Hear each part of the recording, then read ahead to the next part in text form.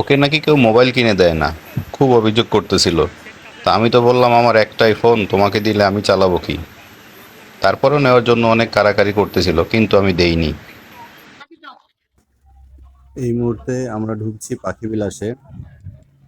কিছুদিন আগে ভাই বন্ধু প্লাস কলিগ মিলে আমরা সবাই বঙ্গবন্ধু সাফারি পার্ক ভ্রমণে গিয়েছিলাম এবং সেখানে পাখি বিলাসে ঢোকার সময় কিছু মুহূর্ত আমরা ক্যামেরা বন্দি করি।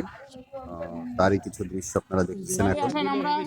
তো অন্যান্য জায়গায় আপনারা দেখছি যে যখন আমরা বিভিন্ন জায়গায় চিড়িয়াখানায় বা কোনো একটা পার্কে টার্কে যখন যাই, পাখিগুলো খাঁচার মধ্যে আটকানো থাকে এবং আমরা বাইরে থেকে সেগুলোকে দেখি। আর এখানে হচ্ছে সরাসরি আপনাকে পাখির খাঁচার মধ্যে ঢুকিয়ে দিবে এবং আপনি সেখান থেকেই সামনাসামনি পাখি দেখতে পারবেন। তো এখানে বিভিন্ন ধরনের পাখি ছিল। এখন আমরা যেখানে আছি এখানে বেশিরভাগ হচ্ছে ম্যাকাও। ম্যাকাও পাখি, যেটা টিয়া বা বলা হয় মনে হয়, বড় ম্যাকাও আর কি। বিভিন্ন কালারের, লাল, হলুদ, অনেক ডাকাডাকি করছিল, আসলে খুব ভালো লাগতেছিল। ওড়াউড়ি করতেছিল এদিকে ওদিকে এবং ওদের সামনে বিভিন্ন খাবার টাবার ছিল, সেগুলো খাচ্ছিল। আসলে খুব সুন্দর একটা পরিবেশ বলা যায়। তো এক পর্যায়ে একটি ম্যাকাও ঘাড়ে নিয়ে আর কি ছবি টবি তুললাম, ভিডিও টিডিও করলাম। খুব ইন্টারেস্টিং লাগতেছিল। এরপরে আমরা চলে গেলাম এর পাশের খাঁচাটিতে, যেখানে বিভিন্ন ধরনের টিয়া ছিল, বিভিন্ন কালার, বিভিন্ন সাইজ। এখানে সব টিয়া পাখি বলা যায়, আর কিছু ঘুঘু বা কাকাতুয়া এই ধরনের কিছু ছিল। তো সবকিছু এখানে হয়তো বা আসেনি। এই যে এটা দেখতেছেন আপনারা, এটাকে গেরে প্যারট, গেরে প্যারট বলা হয় এটাকে। তো এটাকে অনেকক্ষণ ধরে চেষ্টা করতেছিলাম। আমি ওর সামনে মোবাইল ধরতেছিলাম, আরো বারবার সেটাকে ঠোঁট দিয়ে কামড়ানোর চেষ্টা করতেছিল। আর সেই অবস্থায় ভিডিও করা হয়েছে।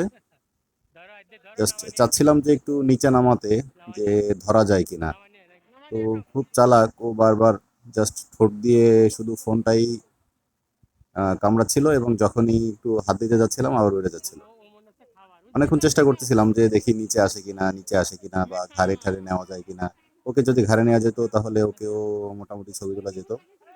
তো রাকিব এরপরে চেষ্টা করতেছে হাত দিয়ে যে হাতের আঙ্গুল খা, আঙ্গুলে কামড় ঠামড় দেয় কিনা, তো দেখার চেষ্টা করতেছিল। তবে মোবাইল দিলে বেশি আসতেছিল, আর মোবাইলকে কি মনে করছে তা ওই ভালো জানে। খুব ভালো লাগতেছিল আসলে। সেটা আসলে বলা যাবে না, আপনিও তখন যদি ওই ফিলিংসটা পাইতেন ওখানে থাকলে। খুব মজা লাগতেছিল এবং আশেপাশে যারা দেখতেছিল সবাই খুব এনজয় করতেছিল। খুব মজা করছি আসলে পাখিটার সাথে। আহ, চাইলে আপনারাও ঘুরে আসতে পারেন বঙ্গবন্ধু সাফারি পার্কের এই জায়গাটিতে। দেখতেছেন সরাসরি আমরা পাখির খাঁচার ভিতর থেকে কিন্তু ভিডিও করতেছি এবং একদম সামনাসামনি। আসলে জিনিসটা খুবই ইন্টারেস্টিং। ওকে যতবারই দিচ্ছিলাম ও ততবারই মোবাইলটা ঠোঁট দিয়ে কামড়ে ধরতেছিল।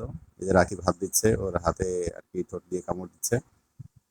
তো যখনই হাত দিয়ে ধরতে যাচ্ছে তখনই আবার সে উড়ে উপরে চলে যাচ্ছে এবং যখনই মোবাইলটা দেওয়া হচ্ছে আবার এক পা দুপা করে আস্তে আস্তে আস্তে আস্তে নিচে আসতেছে। বেশ কিছুক্ষণ আমরা সেখানে ছিলাম, ছবি টবি তুলেছিলাম এবং ভিডিও করেছিলাম। তো এরপরে আমাদের যাওয়ার পালা ছিল ময়ূরের খাঁচার দিকে। তো এখন আমরা ময়ূরের খাঁচার দিকে যাব।